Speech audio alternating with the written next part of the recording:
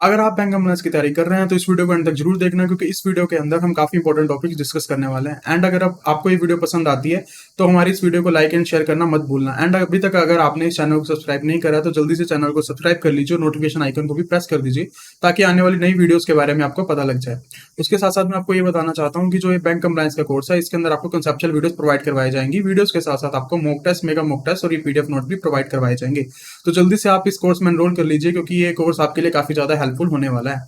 अगर आपको free PDF note चाहिए तो आपको व्हाट्सएप के ऊपर टेक्स्ट करना है बैंक कंप्लायंस फ्री पीडीएफ और उसको भेज देना है 9646900030 के ऊपर, और आपको सारी फ्री पीडीएफ नोट्स प्रोवाइड करवा दिए जाएंगे। So let's start our today session. हम कर रहे थे कंप्लायंस इन बैंक्स का मॉड्यूल ही, foreign currency operations under FEMA and other regulations. हमने अपना यूनिट 1 खत्म करा था। आज हम शुरू कर रहे हैं अपना unit 2, that is export of goods and services, जिसके अंदर हम एक्सपोर्ट के बारे में पढ़ने वाला है। इसके अंदर हम क्या क्या मेन चीजें पढ़ेंगे, that is general guidelines for export, foreign currency accounts. हम अपने ऑफिस जब बाहर सेटअप कर रहे हैं तो वहां भी हमें क्या करनी पड़ेगी, इमूवेबल प्रॉपर्टी कितनी पड़ सकती है, उसके अंदर किस तरीके से रिपार्टीशन होंगी, रेमिटेंस किस तरीके से होगी, वो देखने वाले हैं। उसके अलावा जब हमें अगर एडवांस पेमेंट रिसीव होती है एक्सपोर्ट के अगेंस्ट, उसको किस तरीके से डील करना है। कंसाइनमेंट एक्सपोर्ट्स क्या होते हैं, उसके रिलेटेड कुछ गाइडलाइंस क्या है, एक्सपोर्ट ऑफ करेंसी, फॉरफिटिंग एंड ये कुछ टॉपिक्स हम डिस्कस करने वाले हैं। आज हम इनमें से आधे टॉपिक्स इस लेक्चर में डिस्कस करेंगे। सबसे पहले introduction. For the introduction part I have prepared a chart, वहां से समझना हमारे लिए इजी हो जाएगा। सबसे पहले जो एक्सपोर्ट के ऊपर ट्रेड रेगुलेशंस लगती हैं वो कौन बनाता है, डीजीएफटी। डीजीएफटी क्या होता है, डीजीएफटी की फुल फॉर्म यहां दी गई है, directorate general of foreign trade. DGFT का बेसिकली काम क्या है कि उसने क्या करना है, एक्सपोर्ट ट्रेड को रेगुलेट करना है। एंड उसने क्या करना है, ministry of commerce and industry के अंदर and department of commerce and government of India के अंदर अपने क्या बनाने हैं, रीजनल ऑफिस बनाने, और क्या करना है, फॉरेन ट्रेड को मेंटेन करना है। उसके अलावा जो भी पॉलिसीज एंड प्रोसीजर है विद रिलेट्स टू एक्सपोर्ट, वो भी कौन बनाता है, डीजीएफटी ही बनाता है। एनुअली पीरियडिकली बेसिस पे क्या करी जाती है, बनाई जाती है। उसके बाद जो भी गवर्निंग लॉज है, गवर्निंग लॉज मतलब कि कौन कौन से लॉज लगते हैं at the time of export, तो सबसे मेन लॉ लगता है that is FEMA, foreign exchange management act. इसके अंदर बेसिकली किस तरीके से फॉरेन एक्सचेंज आएगा, उसको किस तरीके से डील किया जाएगा, उसके साथ हम क्या करते हैं, डील करते हैं। उसके बाद फेमा के अंदर क्या आती है, कई नोटिफिकेशंस भी आती हैं जो क्या करती है, पूरे के पूरे स्टेट को डील करती हैं। उसके बाद जो भी ये रेगुलेशंस हैं वो क्या है, टाइम टू टाइम पे अमेंड करी जाती हैं, और जो भी लोगों को क्या करी जाती है, कम्युनिकेट करी जाती है थ्रू द नोटिफिकेशंस, कि जो भी चेंजेस हुए उनको अमेंड करा और उनके रिलेटेड क्या रिलीज कर दी, नोटिफिकेशन रिलीज कर दी, ताकि क्या करा जा सके, चेंजेस के बारे में बताया जा सके। ठीक है। उसके बाद जो भी हमने ऑथराइज डीलर बैंक्स पढ़े थे, ऑथराइज डीलर कैटेगरी 1 ब्रांच के जो बैंक्स होते हैं वो क्या करते हैं, एक तो फॉरेन ट्रांजेक्शन को फैसिलिटेट कराते हैं। ठीक है। तो उनके ऊपर उनको वो एक्सपोर्ट ट्रांजैक्शन कंडक्ट कर सके, उसके लिए क्या लाई जाती है, एफटीपी लाई जाती है। एफटीपी के अंडर रहते हुए वो क्या करते हैं, अपनी जो ट्रांजैक्शंस हैं उनको परफॉर्म करते हैं। फॉरेन ट्रेड पॉलिसी के साथ साथ गवर्नमेंट ऑफ इंडिया अपने कुछ रूल्स निकालते हैं, आरबीआई अपनी कुछ डायरेक्शंस निकालते हैं, जिसके बेसिस पे क्या है, एडी कैटेगरी 1 ब्रांच अपना वर्क करते हैं। ठीक है। जो एडी कैटेगरी 1 ब्रांच होती है वो क्या है, they are authorised to conduct export transaction by the RBI. उसके बाद हमारे पास जो फेमा है उसके साथ साथ कुछ रेगुलेशंस आई हैं, फॉरेन एक्सचेंज मैनेजमेंट रेगुलेशन 2015। ये किसने इशू करी, आरबीआई। तो बेसिकली क्या था, जो हमारा फेमा एक्ट है उसके अंदर कुछ पावर्स दी गई आरबीआई को कि वो टाइम टू टाइम बेसिस पे क्या कर सकते हैं, अपने रेगुलेशंस को लॉन्च कर सकते हैं। तो उन्होंने उसी पावर का यूज करते हुए फॉरेन एक्सचेंज मैनेजमेंट रेगुलेशन 2015 क्या करी, इशू करी, एंड फॉरेन ट्रेड के अंदर कुछ और रेगुलेशंस को वो लेके आए। ठीक है। So this was the introduction part. Next हम देख रहे हैं हमारी general guidance with related to export. तो सबसे पहले करेंसी फॉर एक्सपोर्ट प्रोसीड। ठीक है। तो इसके अंदर सबसे पहले क्या है कि जो भी आपने एक्सपोर्ट कॉन्ट्रैक्ट करा उसकी जो इनवॉइसिंग हो सकती है वो इंडियन रुपीस के अंदर करी जा सकती है। लाइक आप ये इनवॉइस बना सकते हो, इंस्टेड की इतने डॉलर्स के आप ये भी कर सकते हो कि हमारा जो कॉन्ट्रैक्ट होगा वो इतने रुपीस का होगा। बट जो भी एक्सपोर्ट कॉन्ट्रैक्ट्स हैं, इनवॉइसेस हैं, या तो वो क्या होने चाहिए, कन्वर्टेबल, फ्रीली कन्वर्टेबल करेंसी में होने चाहिए या इंडियन रुपी में होने चाहिए। बट उसके अंदर कंडीशन ये है कि आप इनवॉइस चाहे फ्रीली कन्वर्टेबल करेंसी बनाओ चाहे इंडियन रुपी में बनाओ, बट जो आप पैसा लेके आओगे या जो एक्सपोर्ट से आपको पैसा मिलेगा वो सिर्फ फ्रीली कन्वर्टेबल करेंसी के अंदर ही होना चाहिए। ठीक है। उसके लिए एक ये चीज लाइन दी गई है, जो इंडियन करेंसी है, जो इंडियन रुपी है, वो अभी तक एक फ्रीली कन्वर्टेबल करेंसी नहीं है। ठीक है। तो बेसिकली आप अपने इनवॉइसेस चाहे रुपीस में बनाओ चाहे फ्रीली कन्वर्टेबल करेंसी बनाओ, बट जो उससे आपने पैसा लेना वो किस में लेना है, सिर्फ फ्रीली कन्वर्टेबल करेंसी के अंदर ही लेना है। ठीक है। उसके अलावा आप जो हमने पैसा लेना है वो आप फ्रीली कन्वर्टेबल वोस्ट्रो अकाउंट्स के थ्रू भी ले सकते हो। Okay. Asian clearing union ACU के थ्रू भी ले सकते हो। ठीक है।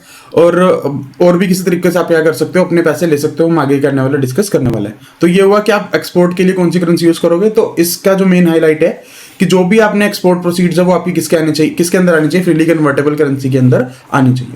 सेकंड हमारे पास आता है next is realization and repatriation of export proceeds, की मतलब जब आपको एक्सपोर्ट प्रोसीड रियलाइज हो जाए, जब आपको एक्सपोर्ट प्रोसीड मिल जाए, आपको कितने पीरियड के अंदर अंदर उसको वापस लेके आना है। तो सबसे पहले जब आपको एक्सपोर्ट का पैसा मिले, वो एक्सपोर्ट किसी भी तरीके का हो सकता है, चाहे गुड्स के अगेंस्ट हो, सॉफ्टवेयर के अगेंस्ट हो, कोई भी सर्विसेज के अगेंस्ट हो, किसी के भी अगेंस्ट हो, और वो एक्सपोर्ट किसी ने भी करा हो, चाहे स्पेशल इकोनॉमिक जोन कर रहे हो, स्टेटस होल्डर एक्सपोर्टर्स हो, ईओयूज हो या ईएसटीपीज हो, या कोई भी बंदे ने अगर एक्सपोर्ट करा है, तो विद इन 9 मंथ्स आपको क्या करना है, वो आपको पैसा उनसे वापस लेके आना है। जिस दिन रियलाइज हुआ उसके 9 मंथ्स आपको क्या 9 मंथ्स के अंदर अंदर वो आपको पैसा लेके आना है। ठीक है, इसके अंदर एक ये एक्सेप्शन है कि अगर कोई गुड्स हमने एक्सपोर्ट किया to a warehouse that is established outside India, तो उसकी जो प्रोसीड्स है वो आपको विद इन 15 मंथ्स लेके आनी है। 15 मंथ्स कब से देखने हैं, जब आपने शिपमेंट गुड्स की भेजी थी। ऊपर 9 मंथ्स भी हमने कब देखने हैं, जब डेट ऑफ एक्सपोर्ट हुआ था। डेट ऑफ एक्सपोर्ट कौन सा होता है, जब हम डेट ऑफ शिपमेंट फाइल करते हैं, उस दिन को हम डेट ऑफ एक्सपोर्ट बोलते हैं।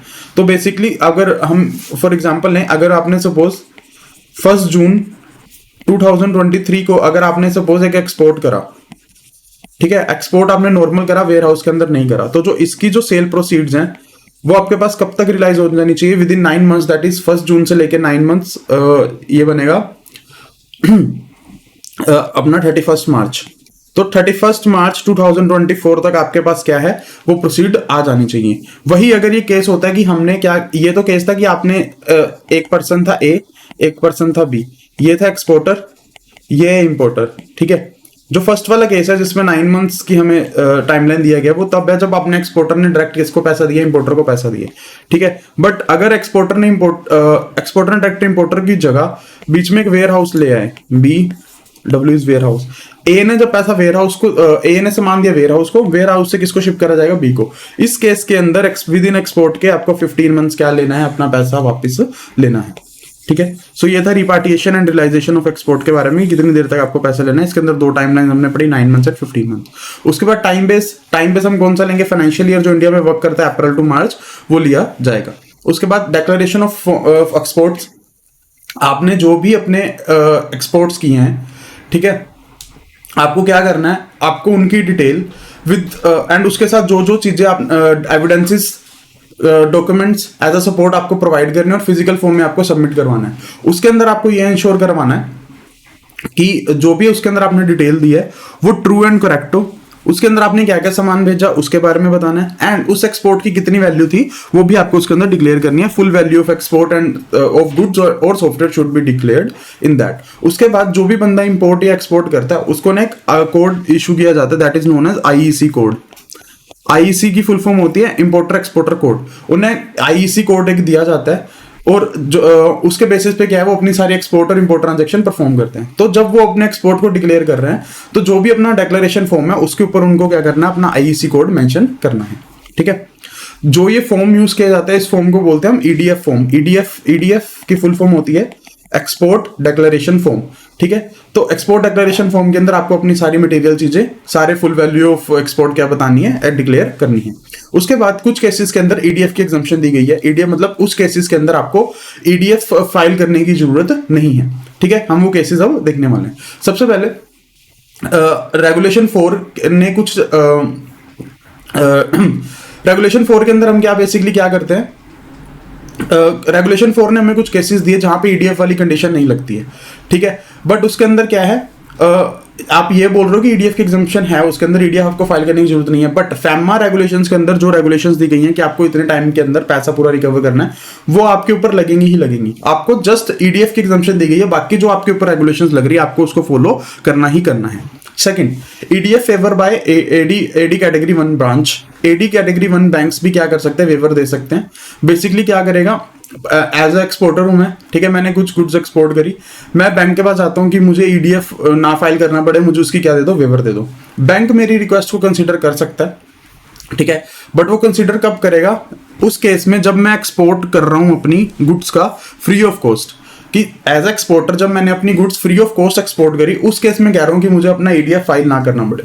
ठीक है, उसके अंदर 2 कैपिंग की गई कि अगर आप एक्सपोर्ट प्रमोशन के लिए गुड्स अपनी फ्री ऑफ कॉस्ट एक्सपोर्ट कर रहे हो, बट उसके ऊपर लिमिट क्या है कि जो भी आपकी एनुअल एक्सपोर्ट थे पिछले 3 साल का, पिछले 3 साल के एनुअल एक्सपोर्ट्स या उसका 2% या 5 लाख, दोनों में से जो ज्यादा होगा मैक्सिमम आप क्या कर सकते हो, उस दोनों में से जो लो होगा ज्यादा आप उतनी क्या कर सकते हो, फ्री ऑफ कॉस्ट एक्सपोर्ट कर सकते हो, एंड उसी केस में आपको वेवर प्रोवाइड किया जाएगा। ठीक है, उसके अलावा जो एक्सपोर्टर्स होंगे, स्टेटस होल्डर होंगे, उनके केस में जो लिमिट है वो 10 लाख और 2% विच एवर इज हायर की हो जाएगी। ठीक है, तो इसको हम एक बार दोबारा देख लेते हैं। EDF waiver by AD category 1 branch, अगर मैं एक्सपोर्टर अपनी goods free of cost export करता हूं तो मैं बैंक के पास जाके ईडीएफ का वेवर मांग सकता हूं, बट उसके ऊपर मेरे के ऊपर कैपिंग की जाएगी। कैपिंग क्या की जाएगी, या तो 5 लाख रुपए या मेरी एनुअल एक्सपोर्ट्स पिछले 3 साल के जितने एनुअल एक्सपोर्ट थे उनका 2%, दोनों में से जो लो होगा मैक्सिमम मैं क्या कर सकता हूँ उतना फ्री ऑफ गुड्स एक्सपोर्ट कर सकता हूँ, तभी मुझे क्या दी जाएगी, वेवर दी जाएगी। उसके अलावा अगर मैं स्टेटस होल्डर एक्सपोर्टर हूँ, ठीक है, उस केस में जो मेरे ऊपर कैपिंग है वो है 10 लाख की या 2% of the average annual export realisation. वहां था पिछले 3 साल, यहाँ सिर्फ 1 साल की, सॉरी यहाँ भी 3 साल की, प्रीसीडिंग 3 ईयर्स, पिछले 3 साल की एक्सपोर्ट रियलाइजेशन का 2% या 10 lakh whichever is higher, आप उससे ज्यादा फ्री ऑफ गुड्स नहीं प्रोवाइड कर सकते। Next, EDF waiver by RBI. कुछ केसेस के अंदर आरबीआई भी क्या कर सकती है, वेवर आपको प्रोवाइड कर सकती है। वो कौन से केस हैं, ऐसा एक्सपोर्ट केस जिसके अंदर किसी भी तरीके से डायरेक्टली या इनडायरेक्टली फॉरेन एक्सचेंज ट्रांजैक्शन नहीं हो रही है। अगर उसके अंदर फॉरेन एक्सचेंज ट्रांजैक्शन नहीं हो रही है तो उसके लिए आपको क्या दिया जा सकता है, वेवर प्रोवाइड किया जा सकता है। सो हमने टोटल 3 केस पढ़े, जिस केस में क्या करा जा सकता था, ईडीएफ के आपको वेवर दी जा सकती है। First one was EDF exemption की, जहां रेगुलेशन 4 ने आपको केसेस बता दिए, बट उसके ऊपर फैमा रेगुलेशन लगने वाला है। सेकंड वन आरबीआई ने आपको बोल दिया कि आप अगर उसमें आपकी फॉरेन एक्सचेंज ट्रांजैक्शन इन्वॉल्व नहीं है तो आपको ईडीएफ फाइल करने की जरूरत नहीं है, आपको वेवर प्रोवाइड करा जा सकता है। उसके बाद एडी कैटेगरी 1 ब्रांच, अगर मैं अपनी goods free of cost export कर रहा हूँ, मेरे ऊपर कैपिंग लगती है 2% और 5 लाख वाली। अगर मैं स्टेटस होल्डर एक्सपोर्टर हूं तो मेरे ऊपर कैपिंग लगती है 10 लाख और 2% विच एवर इज हायर वाली। ओके, नेक्स्ट हमारे पास आता है manner of receipt and payment, कि जो भी हमने एक्सपोर्ट करा उसके अगेंस्ट फुल एक्सपोर्ट वैल्यू हमने किस तरीके से रिसीव करनी है, इनकेस हमने पेमेंट करनी है वो किस तरीके से करनी है। ठीक है, तो फुल वैल्यू ऑफ एक्सपोर्ट जो हमने गुड्स एक्सपोर्ट करी थी उसकी जो पूरी की पूरी वैल्यू है वो हमें किसके थ्रू रिसीव करनी है, एडी बैंक के थ्रू सबसे पहले, क्योंकि हमने पिछले चैप्टर में देखा था कि जो भी हमारी ट्रांजेक्शन है, जो भी कम्युनिकेशन है, वो सिर्फ एक ही ऑथराइज्ड डीलर बैंक के थ्रू क्या होनी चाहिए, फैसिलिटेट होनी चाहिए। तो हमारा पैसा किसके पास आना चाहिए, एडी बैंक में आना चाहिए। वो किस किस रूप में आ सकता है, bank draft, pay order, bankers और personal cheque, first second, foreign currency notes में आ सकता है, फॉरेन करेंसी ट्रैवलर चेक्स में से आ सकता है। ओके, उसके अलावा जो एफसीएनआर या एनआरई अकाउंट्स होते हैं बैंक बायर ने मेंटेन करके रखे हैं, उसके थ्रू भी पैसा पे किया जा सकता है। उसके अलावा जो हमारा बायर है उसके पास हो सकता है क्रेडिट कार्ड हो, इंटरनेशनल क्रेडिट कार्ड हो, उसके थ्रू भी वो क्या कर सकता है, हमें हमारे एक्सपोर्ट के अगेंस्ट पैसा पे कर सकता है। ठीक है, उसके बाद अगर हमने कोई गुड सोल्ड किया टू द ओवरसीज बायर जो ड्यूरिंग देयर विजिट, मतलब वो विजिट कर रहे थे, उस केस में हमने क्या करा, गुड्स सोल्ड किया ओवरसीज बायर को। ठीक है, उस केस के अंदर हमने क्या करना है, जो जीआर होगा, गुड रिसीव नोट, या SDF statutory declaration form, AD category 1 क्या ब्रांच क्या करेगा, रिलीज करेगा। बट वो रिलीज कभी करेगा, फर्स्ट या तो पैसा उनके नोस्टो अकाउंट के अंदर रिसीव हो, सेकंड सपोज उन्होंने क्रेडिट कार्ड के थ्रू पैसा पे करा, बट जो एडी कैटेगरी 1 ब्रांच थी वो अलग थी एंड क्रेडिट कार्ड सर्विस करने वाला बैंक अलग था। तो जो बंदा जिस कार्ड ने क्रेडिट सर्विस फैसिलिटी प्रोवाइड करी है उससे हम डिक्लेरेशन लेंगे कि उसको जो पैसा वो फॉरेन करेंसी के अंदर रिसीव हो गया।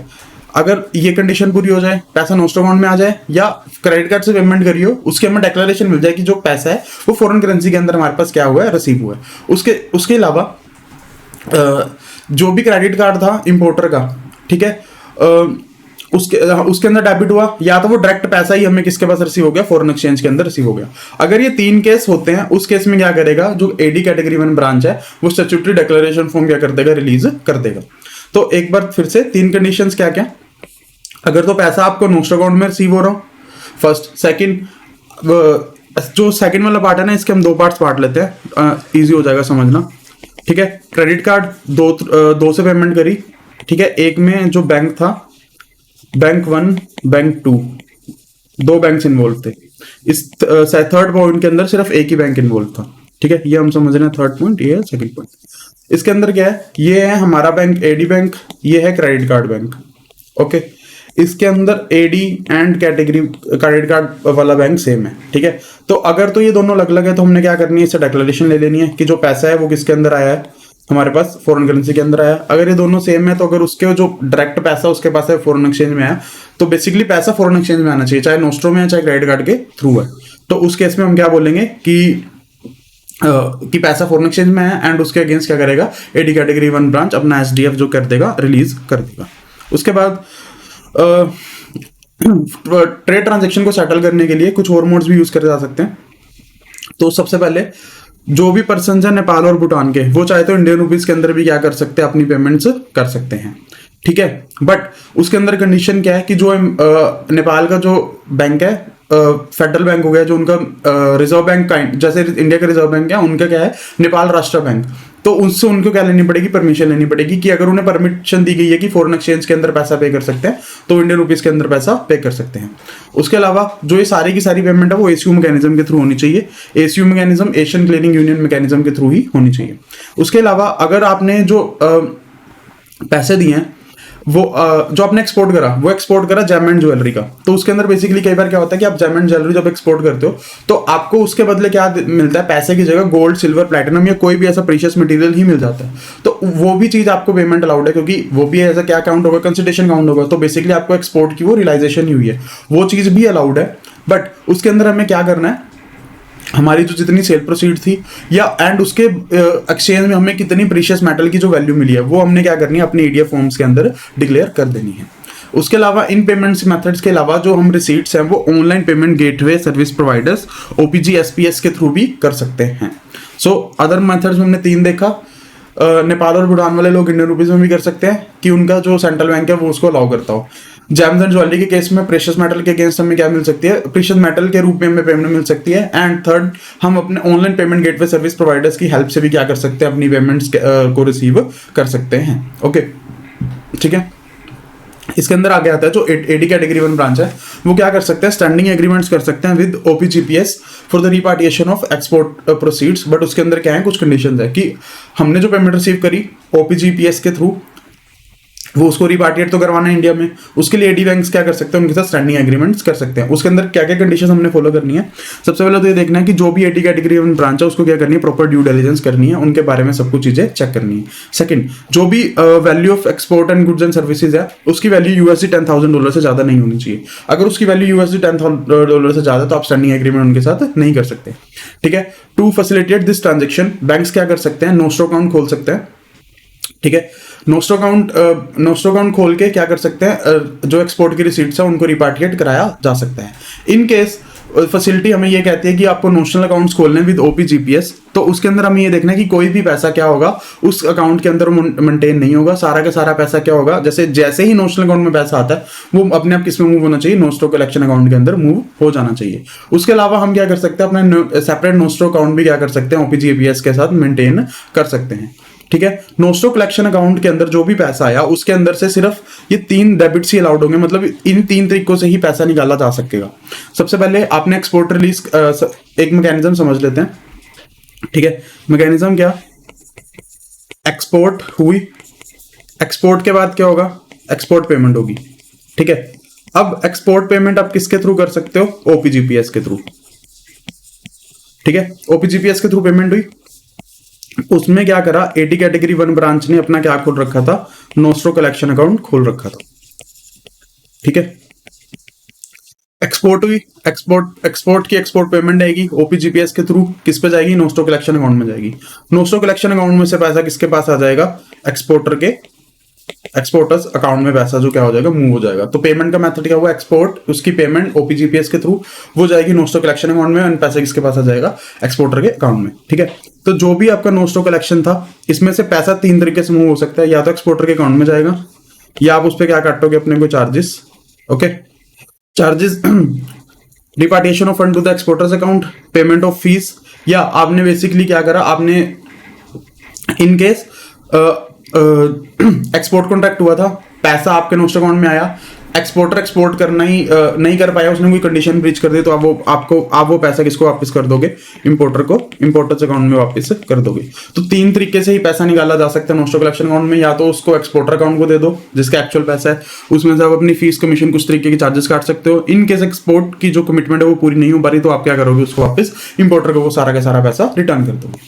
नेक्स्ट आता है हमारे पास जो भी हमारे पास पैसा आया नोस्टो अकाउंट के अंदर, ठीक है, जब हमें पता लगता है कि इंपोर्टर से कंफर्मेशन आ गई कि हमारा क्या हुआ कि इंपोर्ट सक्सेस, इंपोर्टर ने बोल दिया कि जो एक्सपोर्टर था बंदा उसने सारी अपनी कंडीशंस पूरी कर दी, जो ये ट्रांजैक्शन है वो सक्सेसफुल हो गई है। तो जिस दिन वो हमें कंफर्मेशन आती है उसके 7 डेज के अंदर अंदर हमने क्या करना है, नोस्टो अकाउंट से जो पैसा है वो जो भी एक्सपोर्टर का पैसा है उस एक्सपोर्टर के अकाउंट में क्या कर देना है, ट्रांसफर कर देना है। ठीक है, उसके बाद जो भी ट्रांजैक्शन हुई है उसके रिगार्डिंग एटी कैटेगरी 1 ब्रांच ने खुद को सेटिस्फाई करना है कि ये जो सारी की सारी ट्रांजैक्शन है वो बोनाफाइड है। बोनाफाइड मतलब ट्रू ट्रांजैक्शन है। एंड उन क्या होता है जब हम पेमेंट करते हैं किसी भी एक्सपोर्ट की, उसके साथ ना कुछ पर्पस कोड जाते हैं। पर्पस कोड बेसिकली की पेमेंट किस तरीके से करी गई है, फॉर एग्जाम्पल 0020, 0021, 0023 इस तरह के कोड्स होते हैं, उसके आगे सब कोड्स होते हैं। तो उससे हमें ये पता लगता है कि जो ये पेमेंट हुई वो किसके लिए हुई है, पेमेंट रिसीव हुई किस चीज के लिए हुई। ठीक है, तो बैंक्स को ये इंश्योर कराना है कि वो ट्रांजैक्शन बोनाफाइड हो एंड उसके साथ जो भी पर्पस कोड रिपोर्ट किए गए हो वो क्या हो, करेक्ट हो। और वो हमने बेसिकली किसको रिपोर्ट करना होता है, रिजर्व बैंक को रिपोर्ट करने होते हैं। उसके बाद जो 80 कैटेगरी 1 ब्रांच है उसको इस अरेंजमेंट के अंदर जो भी नेसेसरी इन्फॉर्मेशन है, जो भी रेलिवेंट इन्फॉर्मेशन है वो क्या करनी है, रिजर्व बैंक को सबमिट करवानी है। ठीक है, जो भी ट्रांजेक्शन होंगी नोस्टो कलेक्शन अकाउंट के अंदर वो सारी की सारी क्या होंगी, रिकनसाइल होंगी एंड उनका क्या होगा, ऑडिट होगा ऑन क्वार्टरली बेसिस। तो सारी ट्रांजेक्शन की reconciliation and audit quarterly basis पे करी जाएगी।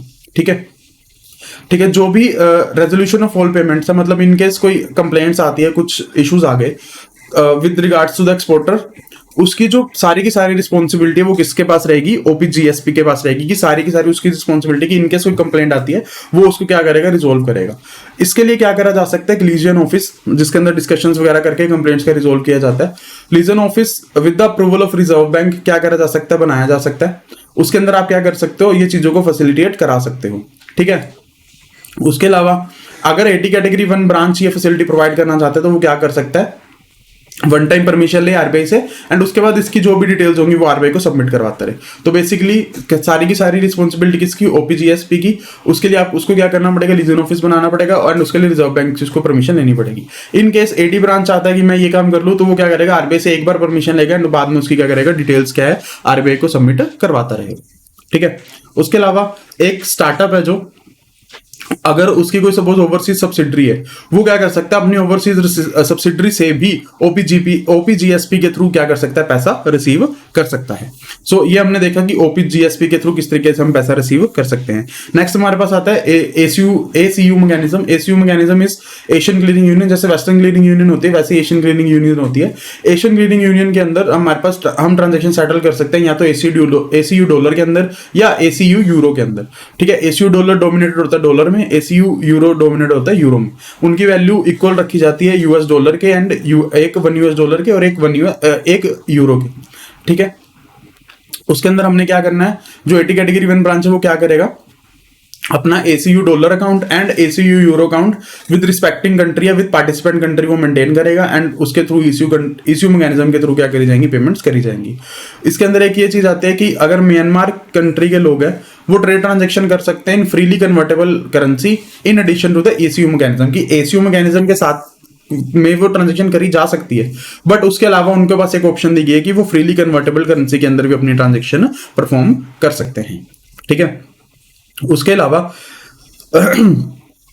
कुछ ना डिफिकल्टीज आ रही थी इंपोर्टर्स एंड एक्सपोर्टर को ईरान से पेमेंट लेने में। ठीक है, तो विद इफेक्ट फ्रॉम दिसंबर 27, 2010 ये कर दिया गया कि जो भी करंट अकाउंट की ट्रांजेक्शन है, चाहे वो ट्रेड ट्रांजेक्शन हो विद ईरान या जो भी है, वो किसी भी करेंसी में एस्टैब्लिश हो सकती हैं, किसी भी करेंसी में क्या करी जा सकती है, उनकी पेमेंट आ सकती है आउटसाइड द एसीयू मैकेनिज्म। पहले था कि आपको जो सारी की सारी ट्रांजेक्शन है वो एसीयू मैकेनिज्म के थ्रू ही रूट करवानी पड़ेगी, बट ये एक फ्रीडम दे दी गई क्योंकि ईरान से आने में काफी दिक्कत हो रही थी कि आप उसके अलावा भी परमिटेड करेंसी के अंदर क्या कर सकते हो, अपनी ट्रांजेक्शन फैसिलिटेट करवा सकते हो। ठीक है, उसके बाद मोड ऑफ पेमेंट्स में हमारे पास एक चीज आती है that is settlement of payments with a third party, कि आप क्या कर रहे हो, बैंक्स वगैरह का यूज नहीं करके किसी थर्ड पार्टी के थ्रू पेमेंट्स करा रहे हो। ठीक है, तो उसके लिए आपने क्या करना पड़ेगा, कुछ कंडीशंस इसके अंदर फॉलो करनी होंगी। कंडीशंस में सबसे पहले क्या है कि आपका इररिवोकेबल ऑर्डर होना चाहिए बाय ट्राइपेरियड एग्रीमेंट। ट्राइपेरियड एग्रीमेंट मतलब 3 पार्टीज के बीच में होने वाला एग्रीमेंट, कि अगर आप 3 पार्टी यूज करो तो तीनों पार्टीज के बीच में एग्रीमेंट होना चाहिए कि मैं इससे पैसा रिसीव करूंगा, ये इसको सेल करूंगा। ठीक है, वो चीज आपको जरूरत नहीं है इन केस अगर आपका जो इनवॉइस है उसके ऊपर थर्ड पार्टी का जो नाम हो मेंशन हो। बट उसके अंदर आपने क्या क्या चीजें चेक करनी है कि जो ट्रांजेक्शन है वो बोनाफाइड होनी चाहिए, जो सारे डॉक्यूमेंट्स है वो क्या होने चाहिए, बोनाफाइड होने चाहिए। उसके बाद कोई भी ट्रांजेक्शन फैसिलिटेट करवाने के लिए हमने क्या करनी है, FATF स्टेटमेंट्स को कंसीडर करना है। FATF financial action task force time to time अपनी स्टेटमेंट रिलीज करते हैं, उसको हमने क्या करना है, कंसीडर करना है। उसके बाद जो ये पेमेंट करी गई थर्ड पार्टी के थ्रू वो क्या होनी चाहिए, सिर्फ rooted through the banking channel, सिर्फ बैंकिंग चैनल्स के थ्रू ही जानी चाहिए। इस चीज को भी अपने क्या करना है, आपको अपने एक्सपोर्ट डिक्लेरेशन फॉर्म के अंदर डिक्लेयर करना है। ठीक है, तो जो एक्सपोर्टर होगा एट द एंड उसकी लाइबिलिटी होगी कि वो जो भी पैसा है उसको रिलाइज कराए और उसको क्या कराए, रिपार्टिएट कराए फ्रॉम द थर्ड पार्टी। ठीक है, और क्योंकि उसने ईडीएफ में नाम दिया है तो उसको क्या करना पड़ेगा, एक्सपोर्ट करवाना पड़ेगा। ठीक है, एक एक्सओएस जाती है, एक्सओएस बेसिकली क्या होती है, एक्सपोर्ट आउटस्टैंडिंग रिपोर्ट। उसके अंदर रिपोर्ट ऑफ आउटस्टैंडिंग जाती है। रिपोर्ट ऑफ आउटस्टैंडिंग जो खड़ी की जाएगी वो एक्सपोर्टर के नाम पे खड़ी की जाएगी। रीजन बीइंग जो सारी की सारी रिस्पॉन्सिबिलिटी है वो किसकी है, एक्सपोर्टर की हो जाती है। ठीक है, उसके बाद अब एक इधर से रिस्पॉन्सिबिलिटी क्या है कि जो आप रिलाइज करा के रिपार्टिएट कराओ एक्सपोर्टर की। तो जो हम देख रहे हैं कि पैसा भेजने की जिम्मेवारी किसकी है, तो उस केस में जो पैसा भेजने की जिम्मेवारी है वो किसकी बन जाएगी, थर्ड पार्टी की बन जाएगी, क्योंकि थर्ड पार्टी ने वो पैसा पे करना है। नॉर्मल केस में क्या होता है, एक सेलर होता है जो एक्सपोर्ट करता है, एक बायर होता है जो इंपोर्ट करता है। नॉर्मली क्या है, पैसा मंगवाने की जिम्मेवारी एक्सपोर्टर की रहती है, भेजने की जिम्मेवारी इंपोर्टर की रहती है। बट यहाँ थर्ड पार्टी इन्वॉल्व है तो भेजने की जिम्मेवारी किसकी हो जाएगी, थर्ड पार्टी की हो जाएगी। ओके, इन केस कोई ऐसी शिपमेंट्स हैं जो रिस्ट्रिक्टेड कवर कंट्रीज के ग्रुप 2 के अंदर आती है, लाइक सूडान, सोमालिया, उसके अंदर जो भी पेमेंट्स है वो ओपन कवर कंट्री के थ्रू ही रिसीव होनी चाहिए। ठीक है, इन केस ऑफ इंपोर्ट्स, ये तो बात कर रहे हैं एक्सपोर्ट की। इंपोर्ट के केस में ये हमने एक नरेशन प्रोवाइड करनी है जिसके हमने अंदर हम ये बताना है कि जो भी पेमेंट है वो किस थर्ड पार्टी के थ्रू की जाएगी। ठीक है, उसके अंदर आपने नेम ऑफ द शिपर, जो आप बिल ऑफ एंट्री फाइल करते हैं इंपोर्ट के केस में, उसके अंदर आपने अपने शिपर का नेम एंड थर्ड पार्टी का नेम क्या करना है, डिक्लेयर करना है। एंड जो भी उसके रिलेटेड गाइडलाइंस इंस्ट्रक्शंस प्रोवाइड करी गई हैं उसको आपने क्या करना है, फॉलो करना है। तो बेसिकली आप थर्ड पार्टी के थ्रू भी अपनी पेमेंट्स कर सकते हो। कंडीशंस, आपका जो एग्रीमेंट है वो तीनों के बीच में एग्रीमेंट होना चाहिए, ट्राई पैरियड एग्रीमेंट होना चाहिए, थ्री पार्टीज एग्रीमेंट होना चाहिए। ठीक है, आपकी जो ट्रांजेक्शन है बोनाफाइड होनी चाहिए। FATF स्टेटमेंट्स को आपने क्या करना है, ध्यान में रखना है। जो बैंकिंग चैनल्स है उसके थ्रू ही सारी ट्रांजेक्शन रूट होंगी। एक्सपोर्ट डिक्लेरेशन फॉर्म में आपको इस चीज की डिक्लेरेशन देनी है। एक्सपोर्टर की ही जिम्मेवारी होगी कि सारा पैसा रिलाइज करे और इंडिया के अंदर वापस मंगवाए। ठीक है, जो एक्सपोर्ट आउटस्टैंडिंग रिपोर्ट जाएंगी उसके अंदर आउटस्टैंडिंग इसके नाम पे खड़ी कर दी जाएगी, एक्सपोर्टर के नाम पे खड़ी कर दी जाएगी। एंड बायर की जगह रिस्पॉन्सिबिलिटी पैसा भेजने की किसकी होगी, थर्ड पार्टी की होगी। ठीक है, in case restricted cover countries के ग्रुप 2 में से कोई शिपमेंट आती है तो उसके अंदर जो पेमेंट्स है वो ओपन कवर कंट्री के थ्रू भी रिसीव करी जा सकती है। इन केस ऑफ एक्सपोर्ट आपको क्या करना है, जो इनवॉइस है उसके अंदर डिटेल बतानी है एंड जो आप अपनी बिल ऑफ एंट्री दोगे उसके अंदर भी थर्ड पार्टी की डिटेल बतानी है। और जो भी इंस्ट्रक्शंस हमें प्रोवाइड करी गई है हमने उसको क्या करना है, प्रॉपरली फॉलो करना है। नेक्स्ट हमारे पास आता है settlement of export transaction in currencies not having a direct exchange, कि किसी ऐसी करेंसी के अंदर ट्रेड करना या रिलाइज करना पैसा जिनकी डायरेक्ट एक्सचेंज रेट जिनका अवेलेबल नहीं होता, तो उस केस के अंदर भी हमें एक्सपोर्ट परमिट किया जाता है। बट उसके अंदर हमने कुछ कंडीशंस है, उन कंडीशंस देखनी है। ठीक है, तो to facilitate settlement of export transaction where the invoicing is in free convertible currency and the settlement takes place in the currency of the beneficiary which through convertible does not have a direct exchange rate, कि वो है तो freely convertible currency but उसका क्या है, direct exchange rate नहीं है। उसके अंदर कुछ conditions हैं, वो हम conditions देखने वाले हैं। तो जो भी बंदा एक्सपोर्टर है वो क्या होना चाहिए, AD बैंक का कस्टमर होना चाहिए सबसे पहले। सेकंड, जो भी आपने इनवॉइस साइन किया वो फ्रीली कन्वर्टेबल करेंसी के अंदर ही होना चाहिए।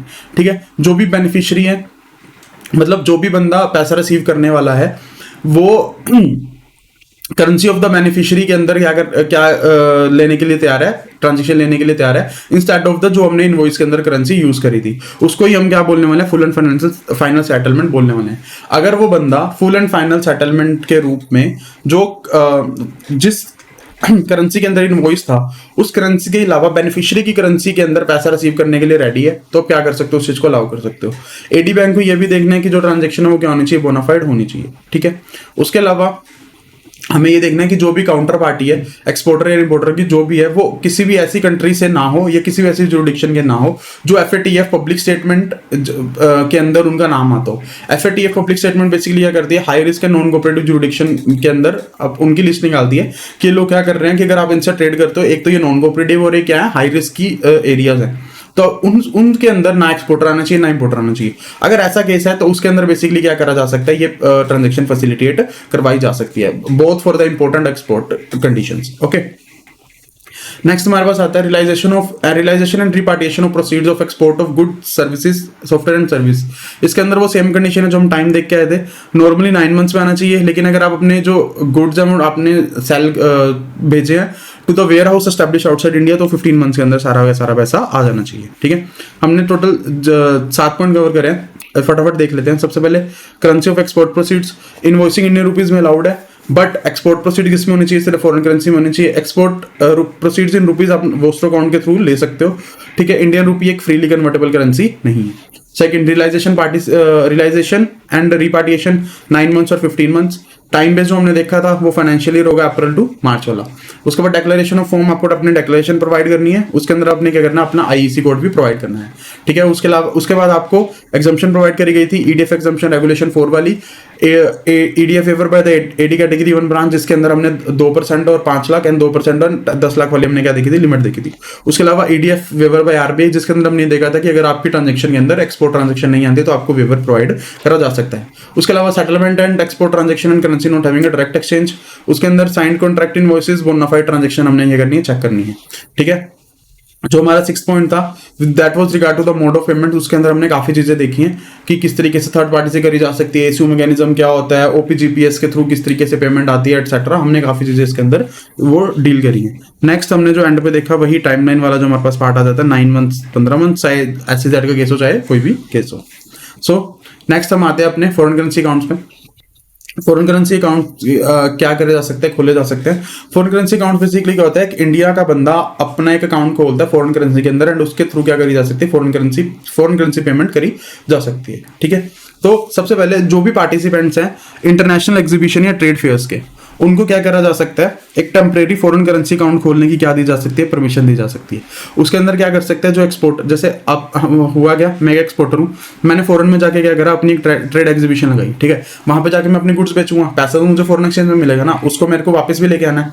तो मैं क्या करूंगा, मैंने अपनी वहां पे ट्रेड फेयर या एग्जीबिशन लगाई। ठीक है, मैंने गुड्स बेची, पैसा मुझे फॉरेन एक्सचेंज में आया, मैंने वो पूरा का पूरा पैसा क्या करना है, अपने फॉरेन एक्सचेंज में फॉरेन करेंसी अकाउंट्स के अंदर डिपॉजिट करा देना, और वो पैसा विद इन 1 मंथ हमने क्या करना है, इंडिया के अंदर रिपार्टिएट करवा लेना है। कि जब आपका इवेंट खत्म होगा, इवेंट खत्म होने के 1 महीने के अंदर अंदर वो आपको सारा का सारा पैसा वापस ले लेना है। ठीक है, उसके बाद जो रिजर्व बैंक्स हैं वो EFC applications from the exporter consider करते हैं उन एक्सपोर्टर की जिनका क्या है अच्छा रिकॉर्ड है, ताकि वो क्या कर सके, अपने फॉरेन करेंसी अकाउंट्स क्या कर सके, ओपन कर सके, चाहे इंडिया के अंदर चाहे अब्रॉड के अंदर।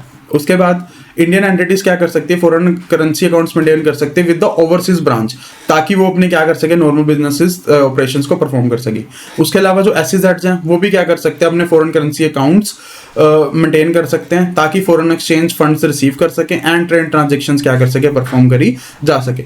उसके अलावा अगर इंडियन प्रोजेक्ट सर्विस एक्सपोर्टर्स हैं वो भी क्या कर सकते हैं, अपने फॉरेन करेंसी अकाउंट्स बना सकते हैं, बट उन्हें क्या करना है, memorandum PEM memorandum of project and service exporters एक गाइडलाइंस इशू करता है, वो आपने क्या करनी है, गाइडलाइंस को फॉलो करना है। सो फॉरेन करेंसी अकाउंट्स कौन कौन खोल सकता है, जो बंदा ट्रेड एग्जीबिशन कर रहा है। ठीक है, आप ईएफसी अपनी एप्लीकेशन प्रोवाइड कर सकते हो, foreign currency accounts Indian entity maintain कर सकते हैं विद ओवरसीज ब्रांचेस, एसईजेड्स अपने फॉरेन करेंसी अकाउंट्स खोल सकते हैं and Indian project service exporters memorandum PM की कंडीशंस गाइडलाइंस को फॉलो करके क्या कर सकते हैं, अपना अकाउंट्स खोल सकते हैं। नेक्स्ट हमारे पास आता है diamond dollar account. Diamond dollar account basically उनको दिया गया, उनकी फैसिलिटी के लिए लाया, उन ऐसी एंटिटीज या ऐसी फर्म्स के लिए लाया गया जो rough cut diamonds, polish diamonds, precious metal, jewellery, meenakari या ऐसी किसी तरीके के अंदर काम कर, मतलब किसी स्टोन का काम कर रहे हैं, उनके लिए स्पेशल फैसिलिटी लाई गई।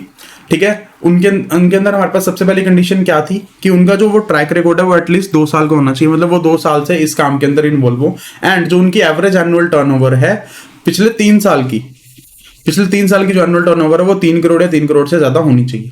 ठीक है, तो 2 कंडीशंस क्या, सबसे 3 कंडीशंस क्या, एक तो बंदा डायमंड या किसी भी प्रेशियस स्टोन के अंदर काम करता हो, पहली चीज उसका 2 साल का क्या होना चाहिए, ट्रैक रिकॉर्ड होना चाहिए। तीसरा, जो उसके annual turnover of the 3 years, average annual turnover of the preceding 3 year क्या होनी चाहिए, 3 करोड़ या उससे ज्यादा होनी चाहिए। अगर ये कंडीशन सेटिस्फाई होती है तो वो अपनी जो ट्रांजेक्शन है वो डायमंड डॉलर अकाउंट के थ्रू कर सकता है। ठीक है, एक पर्सन को मैक्सिमम $5 डायमंड डॉलर अकाउंट्स खोलने की क्या दी जा सकती है, परमिशन दी जा सकती है।